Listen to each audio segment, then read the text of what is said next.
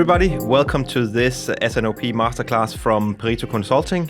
Very nice to meet you all.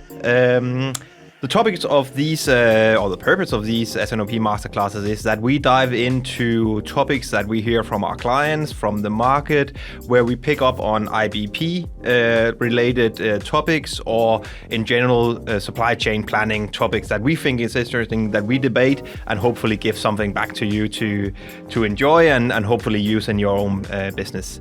Today in the studio, I'm joined with Perito's COO, Benjamin Obling. Very welcome to the show. Thank you.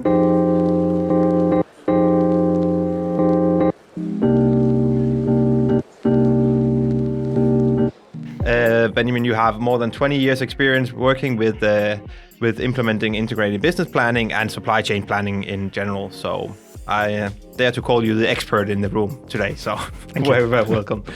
Today's topic is ERP systems in regards to having a best-of-breed system. And the reason why we're picking up on this topic is that we find that many companies are in an internal debate around, should we try to utilize some functionalities that might be in our existing ERP system in regards to supply chain planning, or should we acquire a best-of-breed system implementing IBP into our organization?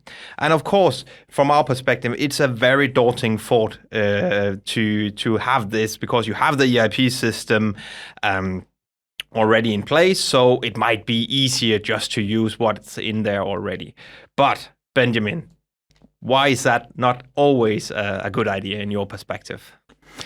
Yeah, so you could say it depends, of course, on the company. Let's say you have a very stable sales, you have very few products, you don't need to plan, you say, production capacities. So in that sense, a very, very simple business. Then you could argue, then you could set up some very basic rules in your planning.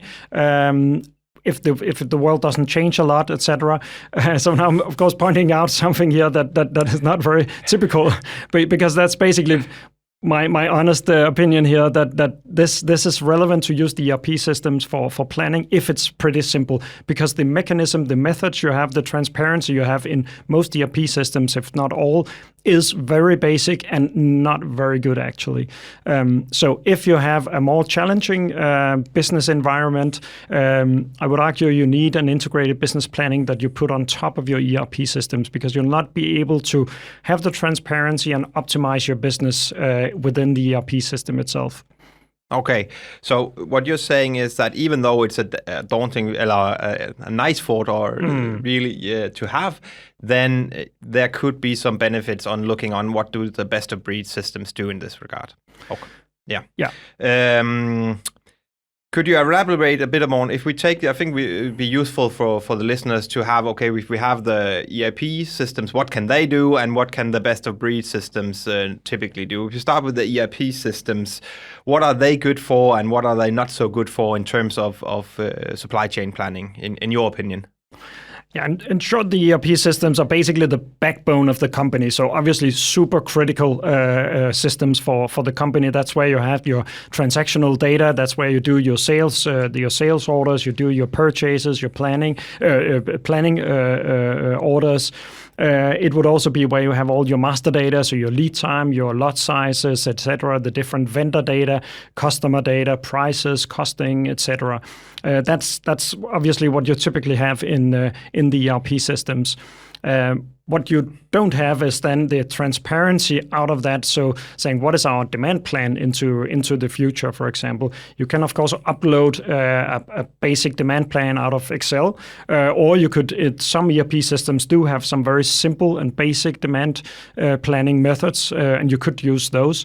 But basically what you could see, and that's something you can test, you get a worse or lower forecast accuracy if you do that. Or if you use the stock optimization algorithms that are in ERP systems, you'd normally find, again, that they are very basic. You'll not be able to do financial optimizations, different scenarios, looking at varying lead times, different customer service levels, etc. And it would, in most cases, also be based on non-robust methods like you would say a normal distribution compounded Poisson. Now it's a bit technical, but basically the statistical way of calculating safety stocks or calculating a demand forecast, or calculating the capacity, etc. If that is too simplistic, and if you forget to test for the assumptions you do in these very basic models, so the statistical distributions, if your sales is actually not distributed in that way, and if you forget to make the t-test for that, if we go all that way down, you basically end up having either too high or too low settings. So basically, the parameters are going to be wrong, and you lose out on the transparency across and the scenario capabilities. Okay, so what you're saying is that you can get there some of the way, but it's too simple, basically, from your opinion anyway, for the planning needs you have in most companies. Yeah, because the problem is that the company's reality is not a stable sales. It's not a few customers. No. It's not a few products, etc. It is pretty complicated. It's changing all the time, and it's also changing what you want to do about it. So you want to be able to have different scenarios, and you want to be able to simulate what is the impact of different plans before you upload it. I think that's one of the key elements of what the ERP system is not capable of doing, which the best-of-breed IBP software would be able to do. So to take a demand plan, work with the demand plan, and then see the impact in stock projection, in capacity utilization, in stock out, etc., but see that before you upload it. Because if you need to see it in the ERP system, for almost all the ERP system, it would mean uploading the demand plan, and then you would see what happens, which orders are triggered, how does it work. It would basically start to create all the orders. Then you could do that in like a closing window or so, but then you're really into something where you're actually messing with the operational level, which is not really clever. Yeah. You should do that after you have seen the impact of it. And this is actually what most companies do when they have a new demand plan. They upload it and hope for the best, which is not a very good strategy. No. But I think that was a good bridge over to talking about the best-of-breed system, and maybe a short definition around what do we mean when we talk about a best-of-breed. Of course, it's a software system coming on top of your ERP, specializing in the whole S&OP IBP process, covering from end to end all those processes, all those data points we have there. So, but maybe to start with a very broad question in that regard, what is it that the best-of-breed systems or processes can do that the ERP systems struggle with? You talked a bit about simulation, but the other things that where there is a difference here. Yeah, I could say in the integrated business planning, you have some specific tasks you need to solve. You need to create a demand plan, for example. That needs to be at a material level. It needs to be at a demand region or country level, and you need to be able to capture the classical seasonality, trend, etc., but also changing demand patterns, different repeated patterns, and so on. And basically, if you use a very simplistic way of doing demand planning, you could use a rolling 12-month average. That's probably, if you go very basic, what the most basic that you would do. You basically lose out on actually being able to predict a lot of the demand changes. And when you are able to do that, to predict the demand changes, you can also lower your inventories and you can increase your service levels, because then okay, we need to ramp up for the high season, we need to ramp down again going out of the season, etc. And you normally don't have that capability in the ERP system. They're basically not doing a very good job in doing the demand planning. And the same goes then for inventory optimization. So you could say a bit back to the sort of normal distribution compounded Poisson, just to mention some of the popular ones. Maybe it would be like an auto pick, so you basically don't even know what the system is doing. It's just calculating something, and then the safety stock is 240, and you punch in 240 or upload, and then you go with it, and then you say, okay, how does it work? And then you increase it a bit when you go stock out, or vice versa. But again, a really manual and basic method, as opposed to being able to actually simulate different service levels. What is the financial impact of those service levels? What is our working capital going to be if we have those service levels? How happy are our customers going to be because of the service levels? And then getting the right composition of how should our inventories, our whole inventory planning be. when we then have to get an optimized inventory and therefore also happy customers, which obviously, I mean, it doesn't take a rocket scientist to say, okay, that is probably going to pay off. And if you're not convinced, then you should basically do a study on that and then see, okay, can it actually improve it all the way down to the material level? Because that can be investigated. Yeah. So in your opinion, the best of breed system, of course, that is also why companies specialize in that. They provide a better, more effective solution for the company. What about the user experience? Is there something there, ERP system versus maybe cloud-based best of breed systems? How do you see that in your experience? I would say the main part is the transparency.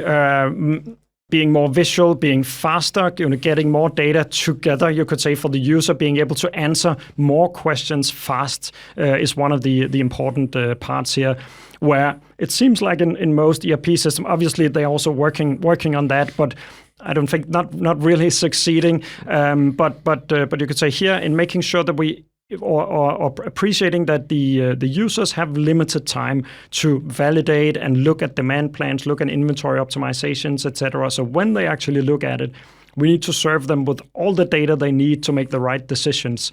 And we need to automate as much as possible. So basically get all the data out of the ERP system automatically on a very high frequency, doing the transformation, doing the automatic demand planning, etc. And then pointing out to the users, where do you need to spend your time? So basically exception-based alerts, etc. So that the time is really well spent. And that when you look at a certain case, a problem that you need to solve, that you have the right charts, basically, you have the right data to answer the question fast and then move on to the next problem. Instead of having to look up in different screens and say, but how does the master data look? How does the sales? But what about the inventory? That would typically be in different places. So you need the dashboards, the cockpits to answer the question fast. Yeah. So basically, maybe to dive into different perspectives within a company, operational, tactical, strategic. Also on the strategic level, as I hear here, there's the benefit of having that overview and having that simulation power. Yeah, absolutely. You could actually say more and more when you go to, strategic, you would not be able, I would argue, to use the ERP system at all, almost. You can use it as a source of data, but for simulations, for outlooks on the long-term new factories, etc., you don't have the master data, you don't have the projections. There's a lot of things that would be lacking in the ERP system.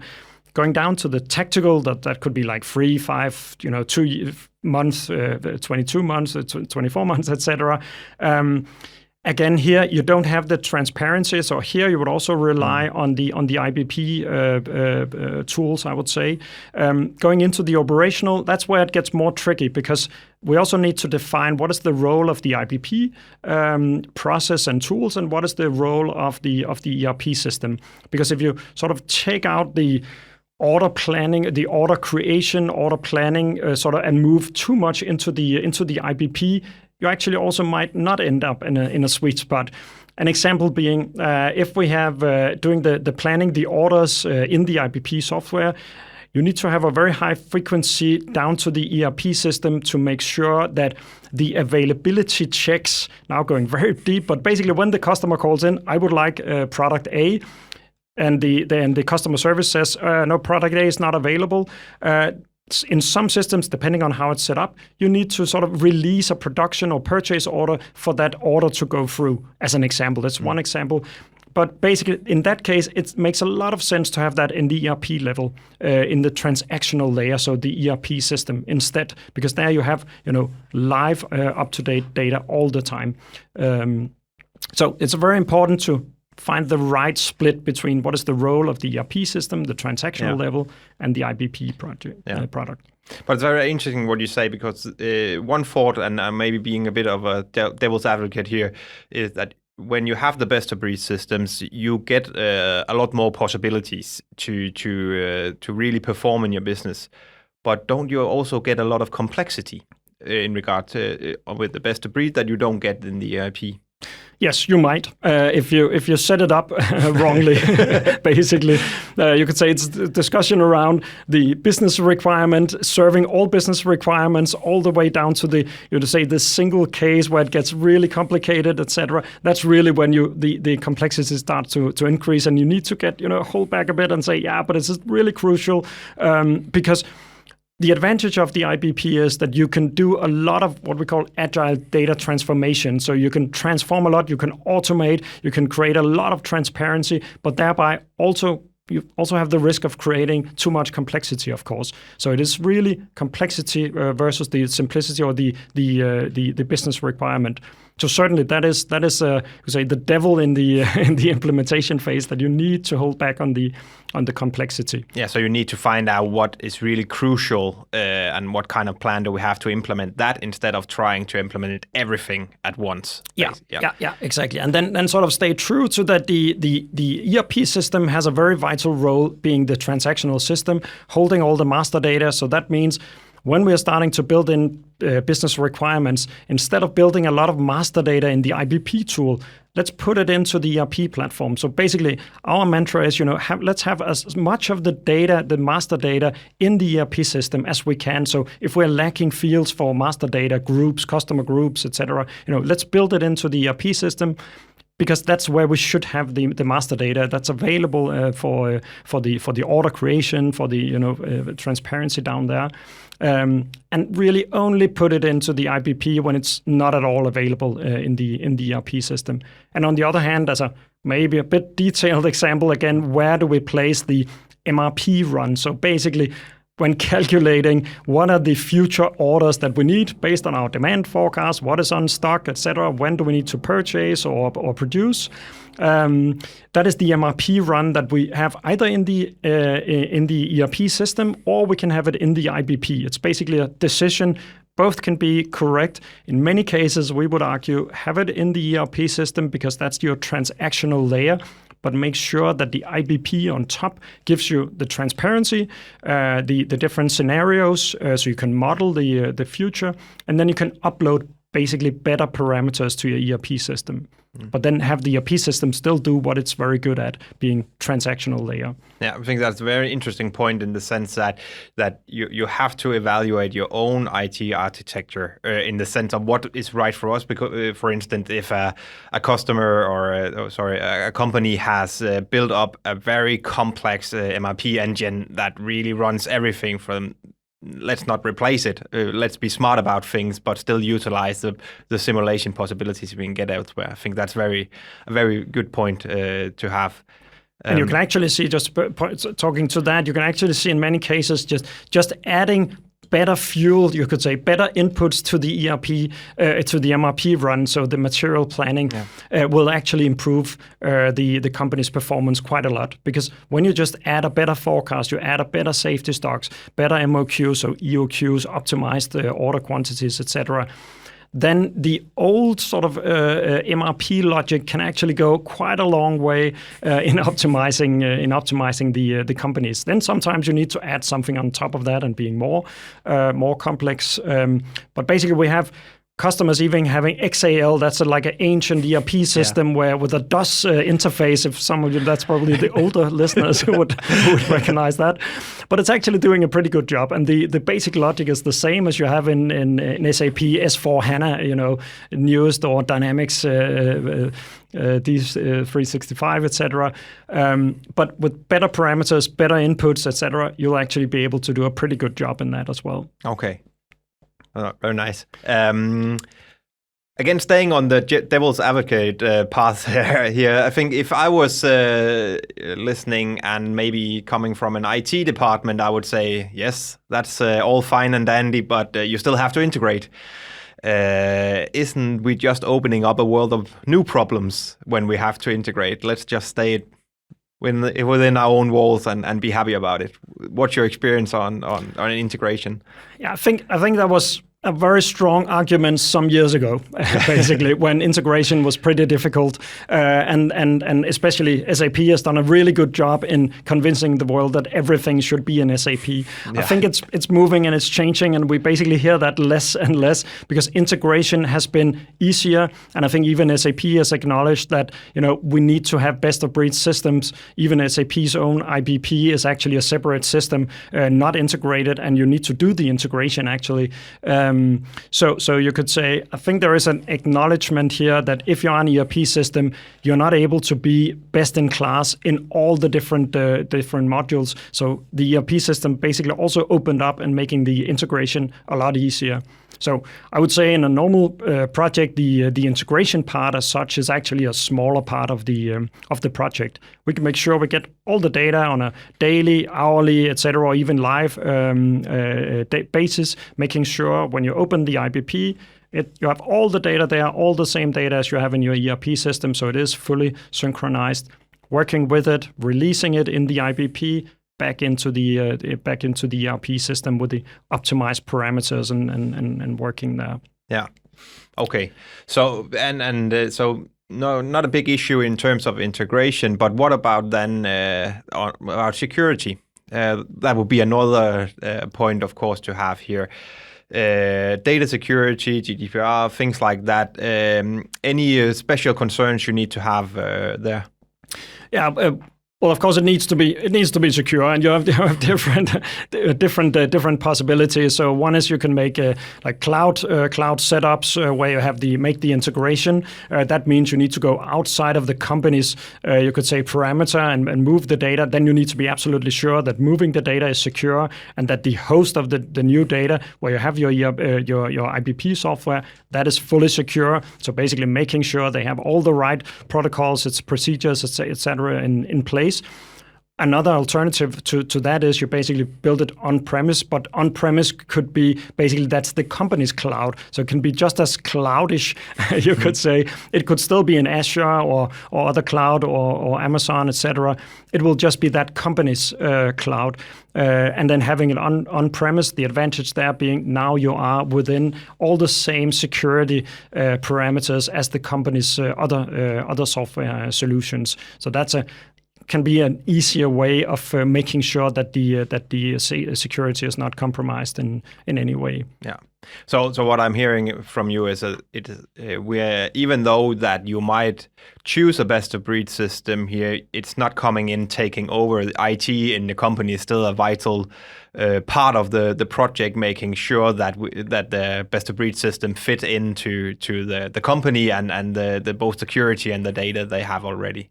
Yeah, absolutely. And you could say when we just say, oh yeah, an integration is important, blah blah, but it's crucial. I mean, it needs to be integrated completely, and that is really so. So you could say a setup where the data is not flowing automatically from the ERP system to the IBP should basically be rejected. It needs to be an automatic flow. That is absolutely crucial.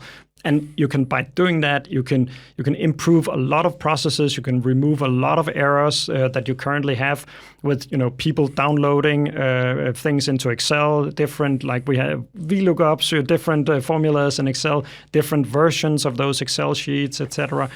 A lot of mess in the planning process, basically, that you can actually all of that just remove. And when you open your IBP software, you'll see updated data just like in the ERP system. You can work with your demand plan and see the impact and have this synchronization. So removing a lot of manual labor and actually focusing that labor towards something that actually creates value. Yeah. So basically, you can have a situation where we use the system for what they're best for, basically the ERP and the best-of-breed supply chain planning software.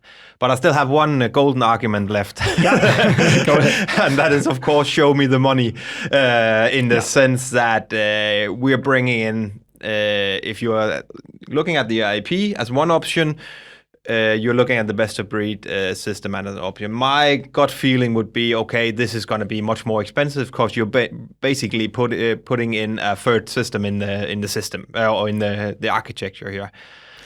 How does the business case look on this in your perspective? Yeah, I could say the importance of being able to plan in an optimal way across the company end to end. That sort of should give the argument that has such a huge value that you could say the cost of the IBP software itself would be quite insignificant in that comparison, because what we're talking about here is stock out. So we're losing out on revenue, we're losing out on gross profit that will hit us directly the bottom line. You don't need to lose a lot of that before you've actually paid for your license to the IBP. Then you have your inventories that are too high, they're unbalanced. Okay, if you can reduce your working capital, that will also, the cost of capital, which is increasing currently, that cost can be reduced, and that means then you can also pay for your IBP software in that sense. You'll have your interim, your temporary workers in production that you can scale down on because you have better production planning. You'll have fewer changeovers, for example, if that's the optimization you're looking at. Again, you don't need to remove a lot of changeover time in production before you've paid for an IBP license. And then at the end, which I would argue in many cases would actually do the trick alone, is all the time you save in planning, basically pushing data around, exporting data from the ERP system, trying to align data across supply chain and sales and controlling, and having all of those meaningless discussions about the data instead of actually saying, let's make 2 different scenarios, 3 different scenarios, let's find the right demand plan into the future, let's see the impact, and go with that. The profit in that will, by far exceed the cost of the IBP. Okay. Yeah, it sounds reasonable, but of course, the next logical question then would be: is it always the case that the business case tips over to the best of breed system? Is there a situation where in your experience, where a company would say, okay, it's actually a better solution for us to stay what we have?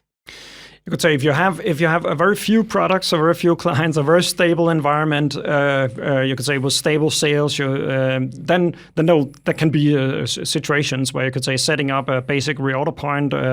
We don't need a forecast because it's just continuing as normal.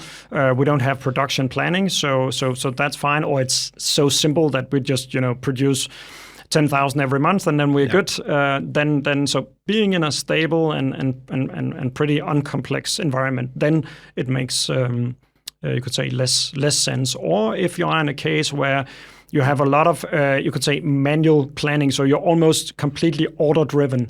So everything you get in, you'll get these orders, but they'll be sort of outside your lead time. So you're able to purchase and plan well in advance when you get your order. So that means your forecast is not relevant. You don't have any make to stock because it's make to order, all of it.